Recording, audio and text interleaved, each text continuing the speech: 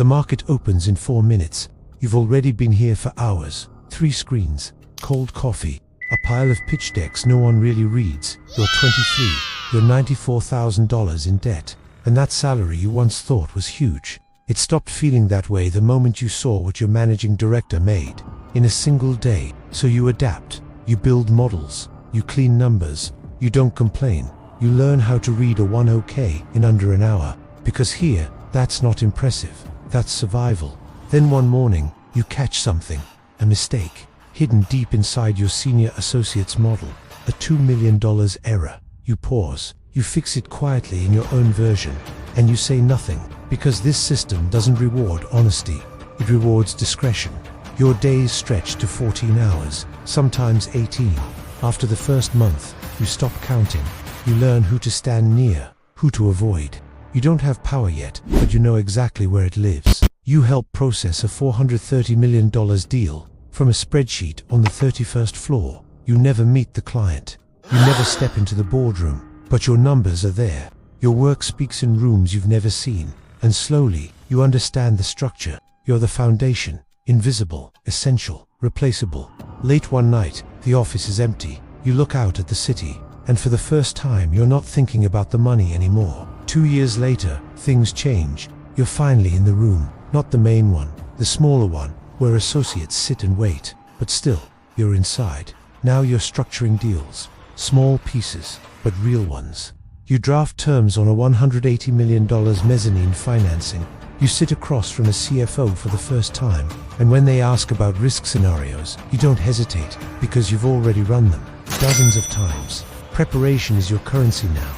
The deal, a leveraged buyout of a regional logistics company. It will likely mean layoffs, but you don't model that. No one asks you to. You model margins, debt coverage, return profiles. The deal moves forward. You get your bonus, and you don't think about Ohio. You tell yourself what everyone else does. I just ran the numbers. Rule 2. Proximity to capital is proximity to power, and power brings decisions you wouldn't want to make yourself. You start building alliances. It's not friendship, it's utility. Welcome to the first layer of the machine. Now you manage people, their work, their mistakes, their time. For analysts, 2 associates, you stop tracking hours.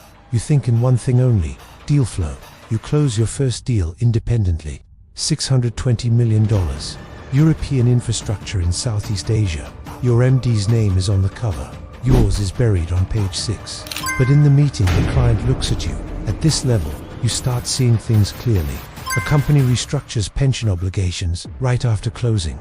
The fund needs a 22% return. This makes it work. You understand what it means for retirees, but no one says it out loud. The deal closes in 11 weeks. Your bonus, $480,000. You send $40,000 home, buy a 2-bedroom apartment. You tell yourself it was already going to collapse anyway. Maybe that's true. Rule 3. You stop asking if a deal is good. You only ask if it can be done. Now you're not just executing deals, you're bringing them in. Clients call you directly. You manage over $1.2 billion in mandates. You don't build the model anymore. You sell the vision. You sell confidence. That's the real product. And then you understand leverage, not financial. Informational. You know things early. Who's about to sell? Who's quietly buying? You don't act on it, but the knowledge sharpens you. Then you lose a deal. Not because of numbers, because someone else had a better relationship. Same private club as the chairman. That's why you lost $2.8 billion. So you adjust. You join 2 clubs the same month. Now the calls come earlier, sometimes from private lines. You managed relationships worth tens of millions each. You're no longer working for the bank. You are the bank. To them, you sit on a credit committee. $900 million on the line.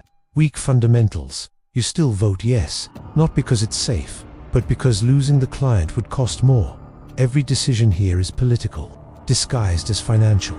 You travel constantly. Singapore, Zurich, Abu Dhabi, Dubai. Dinners with ministers, not for deals, for relationships. Because capital doesn't follow returns, it follows trust. And without noticing, you've changed. Years later, you're no longer chasing bonuses. You think in decades, fund cycles, long-term positioning.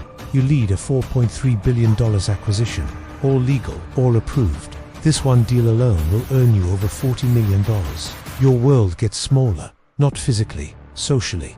You only spend time with people who control capital. 44th floor. Glass walls, silence, no screens anymore, just influence. You're not in the market anymore. The market reacts to you. Boards, advisory roles, government briefings. You don't lobby, you advise. Same outcome. At this level, morality becomes abstract. You don't see the layoffs, you see the returns, and you optimize for them. Final rule, there is no outside perspective. You are the perspective. Decades pass. No titles matter anymore. Just your name. $90+ billion under management. Only for people know the exact number. You're one of them. You don't react to markets. You position before they move. Years ahead. And when it plays out, they call it foresight. But the cost? No one warns you. Fewer than 10 people you trust. Beyond that, nothing. A room in Geneva. For people you speak for 6 minutes. Then the world moves. Somewhere else. A 23-year-old opens his terminal for the first time. Analyst, first year. He thinks it's about money. He thinks effort equals reward. He doesn't know yet what the system actually rewards. But he will. The screen flickers, the market opens, and the machine moves forward.